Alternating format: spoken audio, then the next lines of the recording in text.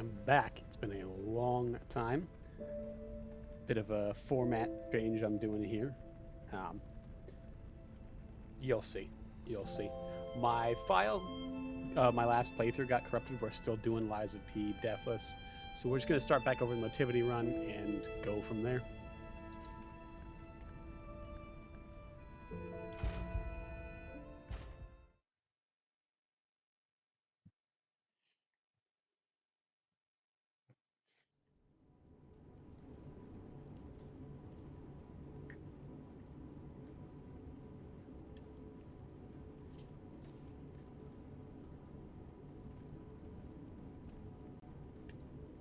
There's something you can do here. Ignore this.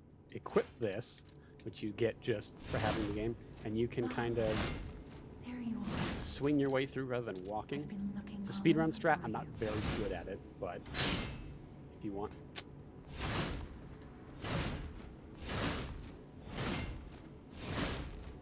If my Jiminy please escort him to the hotel.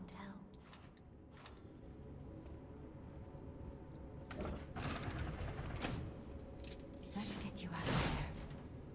Find something that might help.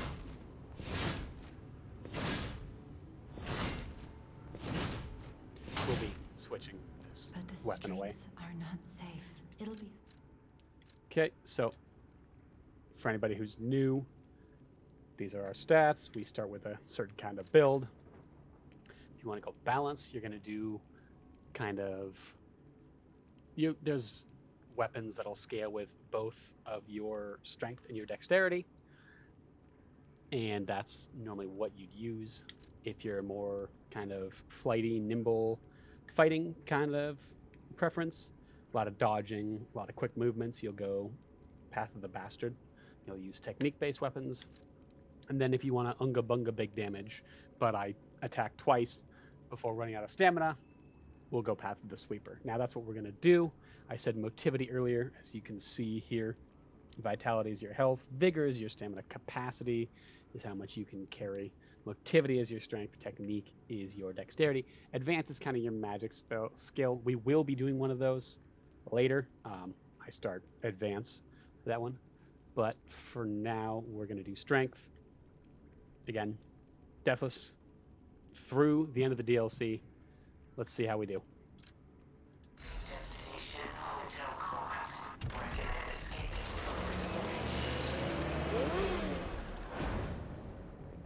from the beginning of this game isn't too bad.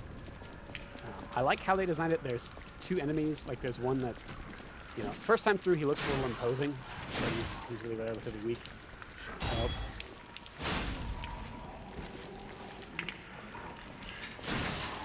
In this second one, he kind of takes a while to get up, and he's pretty free.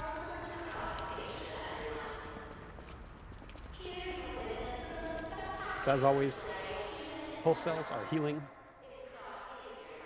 They start at about half max HP. As you get more HP, that lowers, and then you can raise it up with upgrades later. The beginning of the game isn't too difficult, even when you're new. It really is a decent tutorial area. We will, of course, be having to fight. Can we see him from here? This gentleman later. And for a first-time playthrough, he can be a little bit daunting, because you can hear him beating the ground the entire time you're going there, just wailing on an already dead corpse. Okay, guard. So, obviously the trick in this game is to perfect guard, get the timing right so you don't lose health, you lose less stamina, and you can build the enemy's stagger. A lot of skill expression here. It's pretty difficult to get the hang.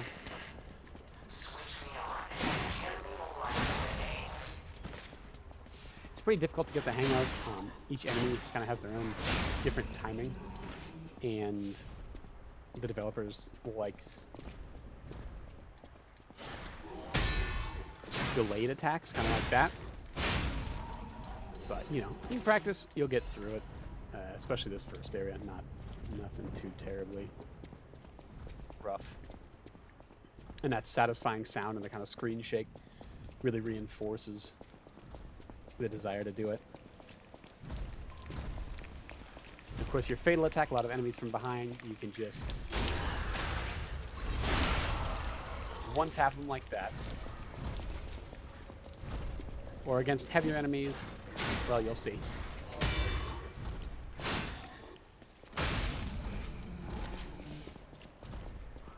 So what I just did there was my Legion arm. As if you're using a controller, that's going to be your left trigger. Well, I guess it says there, doesn't it? It uses a little bit of your Legion, and it can be radically changed and customized. We'll get some later that let us shoot fire, do electric explosions, shoot exploding bullets, place mines, all kinds of stuff. They're not as fleshed out as they could be. I'm going to be entirely honest. But you can still build around them to a certain extent. A little shortcut. We'll use those later. If you ever touch a door and you get zapped, you're on the other end of a shortcut. Alright.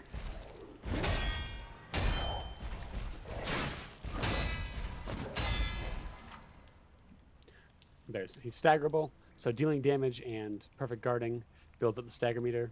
That's what their health bar will look like when they're staggerable. So, let's see what that does. Well, it doesn't. I had to wait for his combo. So, this is the same as the attack I did to the guy earlier. Now, it is position-based, so if you're like on his side, it's not going to work. You have to be either directly in front of him or behind.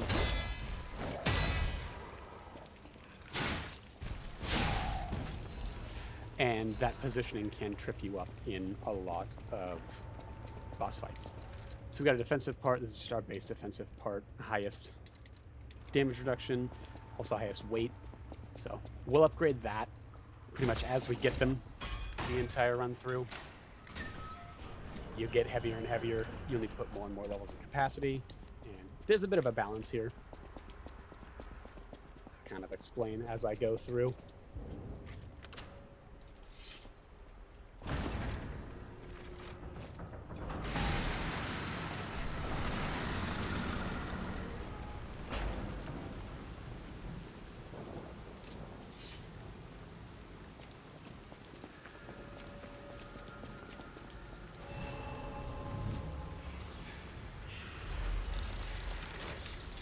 Okay, little stargazer. If you're newer to this game, or if you're having trouble, anytime you get to a new stargazer, just level up there. It's, it's not give you a ton of levels, but it's going to make you incrementally stronger, and it will eventually help. This, as we gathered at the start. And it's really easy to go through and not level up, which I'm not going to here, but I don't need to. But I'll kind of explain what we're looking for. So we're going to want about 20 in vigor, 30 in vitality, 26 in capacity, and the rest into motivity. So, because, we can get a little bit higher depending on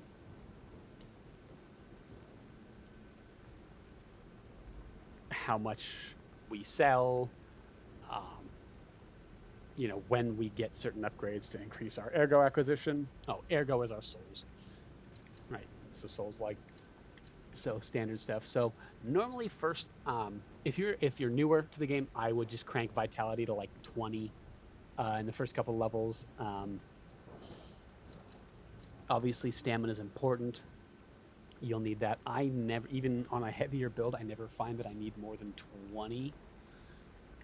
Capacity is really big because it dictates the amount you can carry. And as I mentioned earlier with the defensive part, it will get the weight of the stuff you carry will get heavier and heavier. You've got your weapon, you've got your Legion arm, you've got your frame defense part, you've got your converter defense part, you've got your cartridge defense part, and you've got your liner defense part. And all those upgrade and get heavier throughout the game.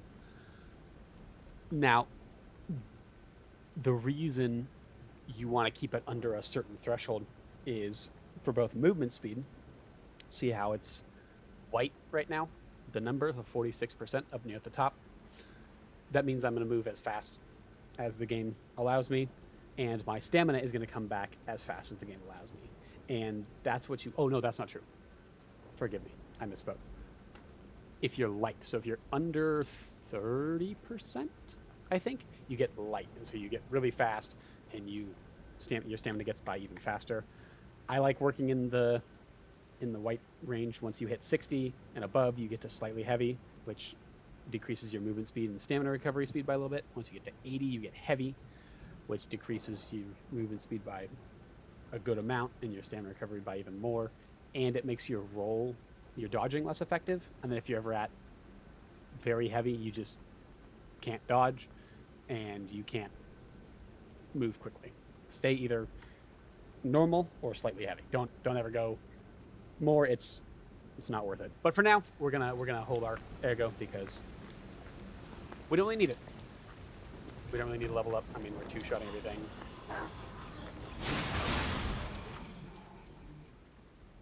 I guess we can talk about Fable Arts. So they're special moves that are based on the weapon you're holding. There's an art for the blade, an art for the handle, and they cost certain amounts of Fable, as you can kind of see here. They're pretty powerful, but you need to build up Fable to use them, which you do by perfect guarding, or dealing damage, or Fable Catalysts, which we'll find later. Oh, dog! Bro. He's too good with it. Thank you. Hey! Get really careful.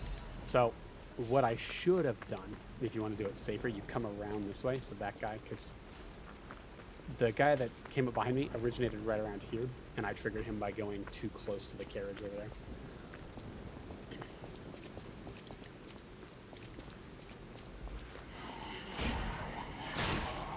Even this early in the game, you can get overwhelmed by the amount. Ah! See? They keep coming because I didn't do it right. Okay, they're dead.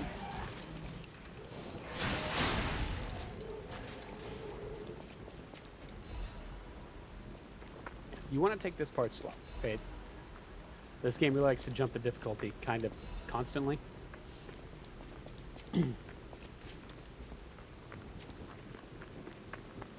Now, obviously, if this was taxing me, I wouldn't be doing a Deathless run, but... Or maybe I would.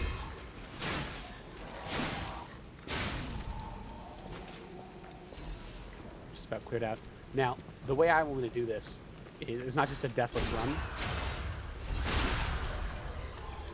I'm not just running through everything as fast as I can and trying not to die. I don't know, do I call it an honor run? Where I have to do every combat at least once. I have to kill every enemy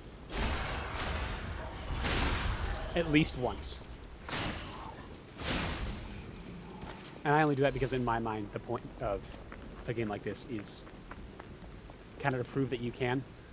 If you want to do a challenge run and you don't want to have that stipulation, nobody's going to look down on you, it's... Play games in ways that are fun for you. Okay, this guy can be annoying if you don't sneak up on him, so... I don't know why they made the puppet an old man. Like, you create, like... We got all these, like, we got all these handsome young lads here, right? Full heads of hair, little Hitler stashes, right? Like, the whole deal. They're very, for robots, they're not so bad looking. But they randomly make these, like, these old motherfuckers that have... They even gave him the Friar Tuck, like, half-circle balding haircut. I don't understand. Why would you do that to him, like, the guy? Like, I mean, I know he's not alive, but... If you can create whatever you like, why create something ugly?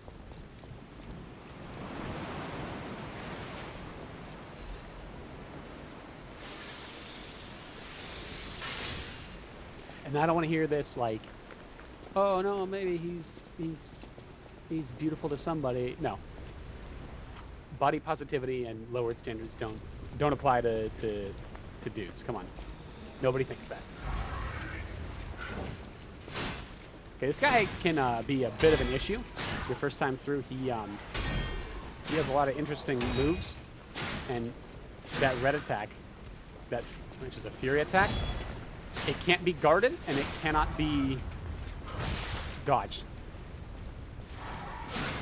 It can only be perfect guarded. Sorry, it can't be blocked. It can be perfect guarded, not blocked.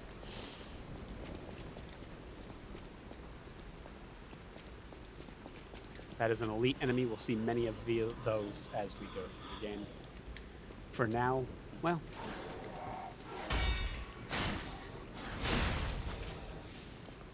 so here's one of this game's favorite things to do: a blind corner. Like, oh, you thought you were gonna kill this guy. There's another guy. Oh shit.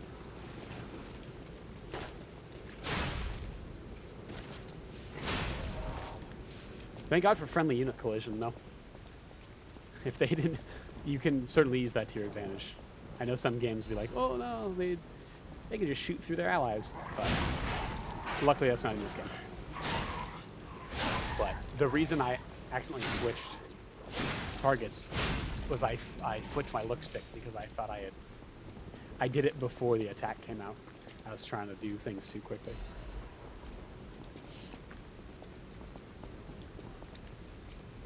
So yeah, we just run around picking up everything, picking up everything we find, and slowly building an arsenal. There's no real techniques or special things that I would do for a one life build just yet. We will get to that later. There's a specific weapon that we're going to be using. This is not it. And again, it's too early in the game for like run variants aside from the initial builds. So we don't actually need that. The parade puppet is blocking the entrance, and that's the only way in. So Unless for some reason you missed something back there. And then you can get it, but there's really no need.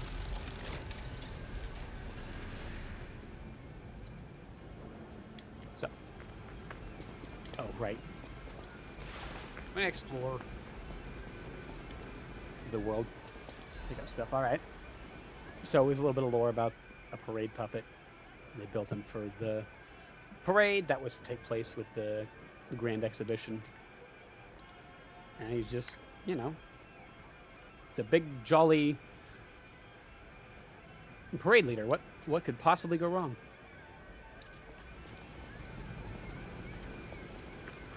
I mean, we know what could go wrong.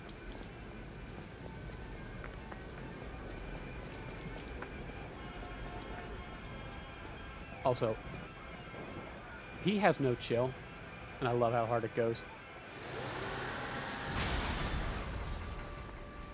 And the whirring. I love the whirring when he's like exerting extra, like for a fail attacker when you're blowing open, or you're punching open doors. It adds like an extra level of just like visceral power that I think really fits and really works.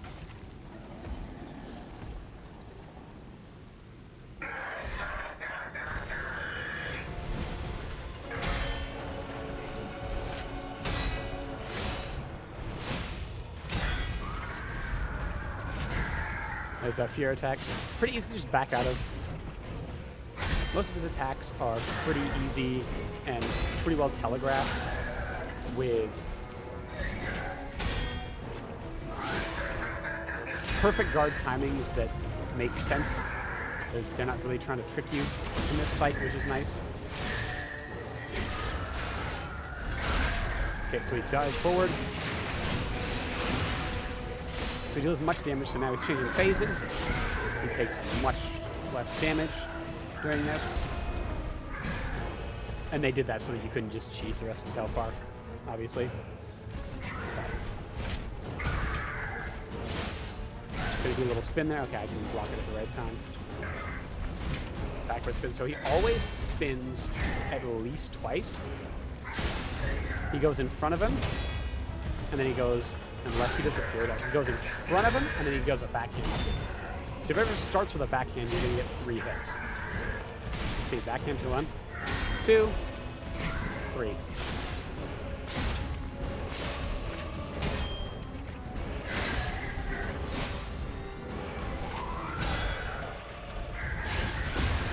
Alright, thanks, bro.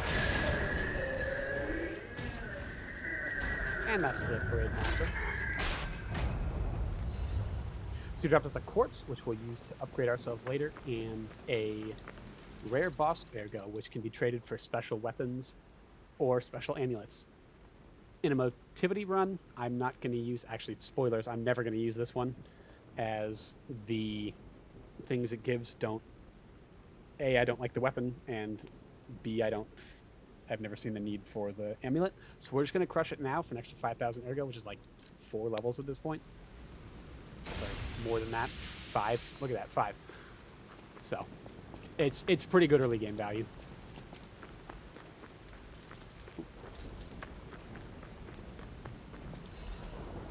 There's a Fatal Catalyst. Now, I personally like to save my Fable for when I'm fighting bosses.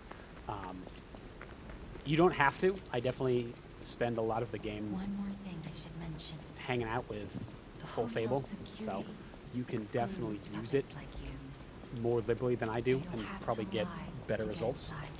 out of your combat, You're a special puppet after all. especially with the catalysts.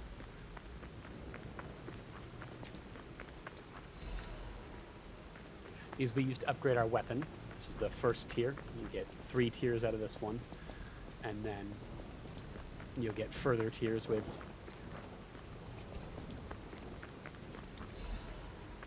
I don't know if I would say more powerful or rarer upgrades, just further in the game. And you can upgrade a normal weapon such as this to a maximum of level 10, and you can tell it's a normal weapon because it has the handle and the blade both listed. Welcome to the sanctuary of the Grand Covenant. Prove your identity. Who are you? So as you mentioned, puppets normally can't lie, but we're special. So Grand Covenant's fourth law. A puppet cannot lie. Welcome to Hotel Krat. this is the first instance of humanity you get. The amount of humanity you have at the end of the game will dictate your ending, as will a choice you can make then.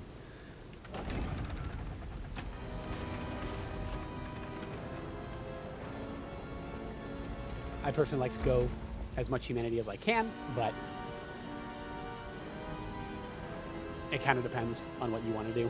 It involves helping people out, lying to people, whether to spare their feelings or so that it's not often to manipulate them. Now that I think about it, it's mostly just to spare their feelings.